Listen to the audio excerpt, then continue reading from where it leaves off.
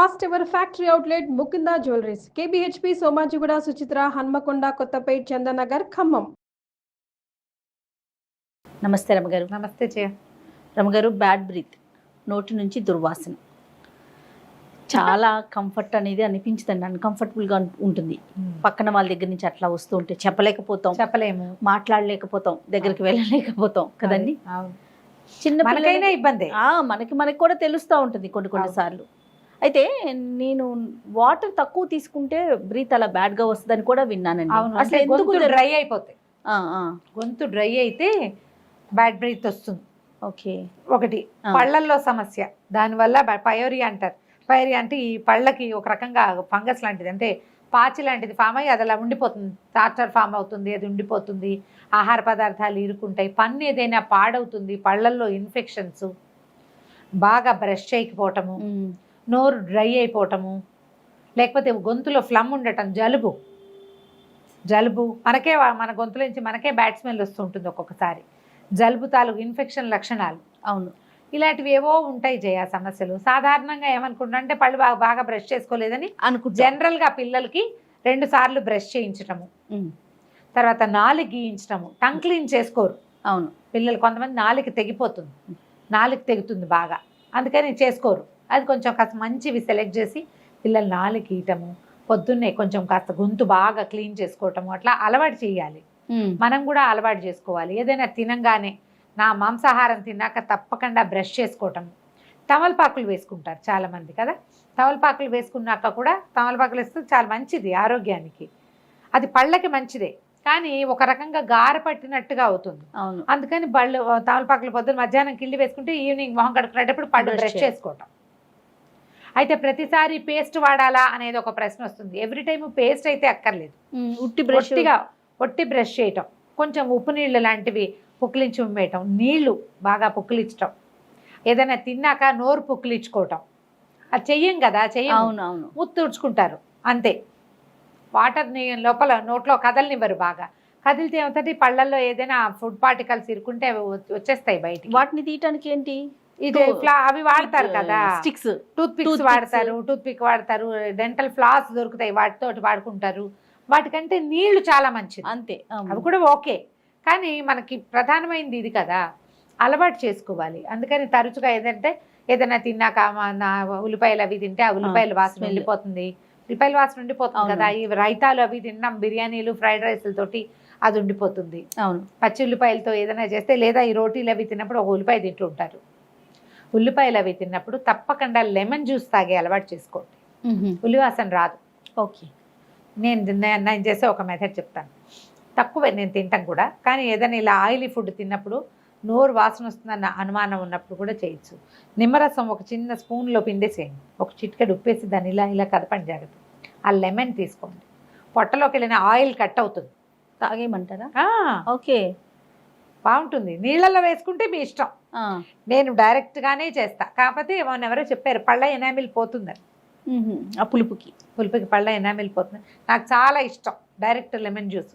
Heavy food తర్వాత lemon juice తీసుకోవాలనుకుంటాను నేను. ఈ ఉల్లిపాయలు అవి తిన్నవాళ్ళు కనుక నిమ్మరసం కనుక తీసుకుంటే నోరి వాసన సగం తగ్గిపోతుంది, నోటి వాసన తగ్గుతుంది. మరి పచ్చి ఉల్లిపాయలు తింటారు కదా, చాలా మందికి అలవాటు ఉంటుంది. పచ్చళ్ళల్లో ఏది మనం మిరపళ్ళ పచ్చడి, గోంగూర పచ్చడి తింటామా, దాంతో ఉల్లిపాయ నలుచుకుని తింటాం. పెరుగున్నెల్లో ఉల్లి ముక్కలు నలుచుకుని తినేవాళ్ళు కూడా ఉంటారు. కొంచెం ఈ సీజన్లో తక్కువ, చలికాలం అంత ఉల్లిపాయలు అంత ఎక్కువగా తినరు, కూరలు వేసుకుంటారు కానీ పచ్చి ఉల్లిపాయలు తినరు. సీజన్ మారినప్పుడు ఎండాకాలం ఎక్కువ తింటాం మనం, చాలా మంది తింటారు కదా. నీకైనా అలవాటు ఉందా? తక్కువ పచ్చి ఉల్లిపాయ తక్కువ రమ్మగారు. ఉల్లిపాయ పచ్చళ్ళు, ఉల్లిపాయ పెరుగు పచ్చళ్ళు అవి తింటారు. తిన్నప్పుడు ఈ బాధ ఉంటుంది. ఇలా చేసుకోవచ్చు. కాకపోతే రెగ్యులర్ బ్యాడ్ బ్రీత్కి మాత్రం తప్పకుండా ఒకసారి డెంటిస్ట్ని చూడాలి, ఈఎన్టీ స్పెషలిస్ట్ని కూడా చూడాలి. పళ్ళల్లో ఏమీ లేదు అంటే గొంతులో ఏముందో సమస్య. కొంతమందికి గొంతులో కూడా ఫుడ్ పార్టికల్స్ ఇరుక్కుని ఉండిపోతాయి, ఫ్లమ్ వల్ల కూడా వస్తుంది. ఏంటి చూస్తే నీకు ఫ్లమ్ కొంతమందికి పేరుకుని పోతుంది కదా. వీటికి ఏంటంటే హాట్ వాటర్ చాలా మంచి సమాధానంగా ఉంటుంది.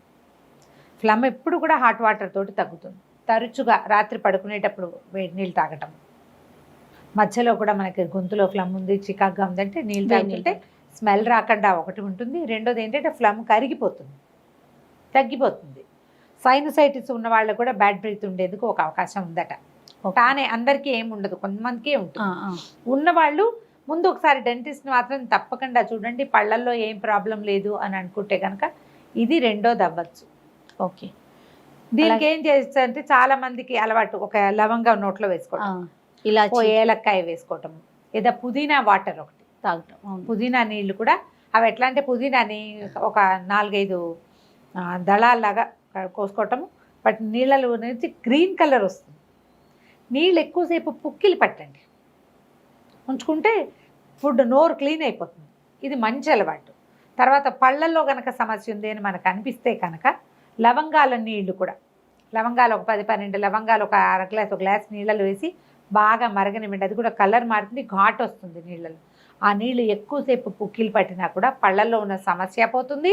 ఇది పేరుకుంటుంది కొంచెం గట్టిగా, దాన్ని ఫ్లేక్స్ లాగా పట్టేస్తుంది పళ్ళని, అది వదిలిపోతుంది. తర్వాత ఏమో వాసన కూడా తగ్గిపోతుంది. ఓకే. ఇవి ట్రై చేయాల్సిందే. ప్రధానమైనది ఏంటంటే 2 పూట్ల బ్రష్ చేసుకోండి. అవును.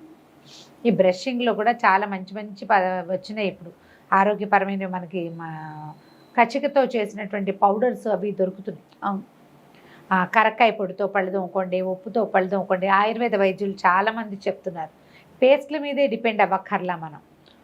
ఒకసారికి ఇట్లా మీరు అన్నట్టుగా ఆల్టర్నేటివ్ ఏదైనా ఆలోచిస్తే, ఆల్టర్నేటివ్ త్రిఫలాతో పళ్ళు తోముకోవటం, పసుపుతో ఉప్పు కలిపి పళ్ళు తోముకోవటం, అలాంటివి ఉన్నాయి రకరకాల మెథడ్స్. నేను అన్ని మెథడ్స్ ఏం చెప్పటం లేదు, బ్రౌజ్ చేయండి, మనకు తెలిసే ఉంటుంది. ఆల్టర్నేటివ్ మెథడ్స్ కూడా వాడుకోవచ్చు. ఓకే. పళ్ళు క్లీన్గా ఉండటానికి ఓ పూట అది ఓ పూట ఇది కూడా వాడుకోవచ్చు.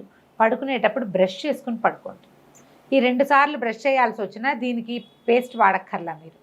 అవును. ఒట్టిగా బ్రష్ చేసుకుని బాగా నోరు పొక్కిలించుకుని కొంచెం మంచినీళ్ళు తాగి పడుకుంటే బాగుంటుంది. పళ్ళు శుభ్రంగా ఉంటాయి, పొద్దుట లేచేసరికి చికాకు ఉండదు. ఏదైనా మాంసాహారం తిన్నప్పుడు విధిగా బ్రష్ చేయటం అలవాటు చేసుకోండి. బ్రష్ చెయ్యము, పుక్కిలించండి బాగా కనీసం. అవును. హాట్ వాటర్ని అలవాటు చేసుకోవాలి. ఇప్పుడు అలవాటుతోగా ఇది పోతుంది. మనం ఎన్ని అలవాట్లు ఉన్నా మనకి ప్రాబ్లం వస్తుంది, నోట్లో వాసన వస్తుంది, పక్కన కంపానియన్స్ కంప్లైంట్ చేస్తారు నోరు వాసన వస్తుంది అంటే తప్పకుండా డాక్టర్ని చూడాలి.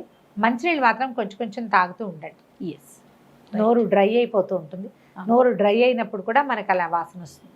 కొంచెం మంచినీళ్ళు తాగటం, కాస్త నీళ్ళు తాగి ఎవరితో మాట్లాడేటప్పుడు ఓ డ్రాప్ వాటర్ తాగి మాట్లాడితే గొంతు డ్రై అయిన నోరు గొంతంతా ఒకసారి క్లియర్ సెటిల్ అవుతుంది. ఆ తర్వాత ఇంకా వాసన రాదు. మనకి మనమే ఫీల్ అయ్యామనుకో అది పెద్ద ఇబ్బంది. అవును. పక్క వాళ్ళు ఫీల్ అవుతున్నారనుకో అది పరువు తక్కువగా ఉంటుంది. 2 ఇబ్బందులే కదా. మనకు మనమే నోట్లో వాసన వస్తుందంటే అది గొంతులో నుంచి వస్తున్నట్టు. థ్రోట్ ఇన్ఫెక్షన్ ఖచ్చితంగా కావచ్చు దానికి కారణం. డాక్టర్ని సంప్రదించినప్పుడు మామూలుగా ఏదో డాక్టర్ నాన్నకాలైనా చూస్తూనే ఉంటారు ఇప్పుడు కదా. అప్పుడు డాక్టర్కి చెప్పండి బ్యాడ్ బ్రీత్ ఉంది నాకు అని. దానికి ఏదైనా ఒకటి చెప్తారు సొల్యూషన్. ఆ సొల్యూషన్ని ఫాలో అయిపోండి. రైట్. థ్యాంక్ యూ రమ్ గారు. నమస్తే. నమస్తే.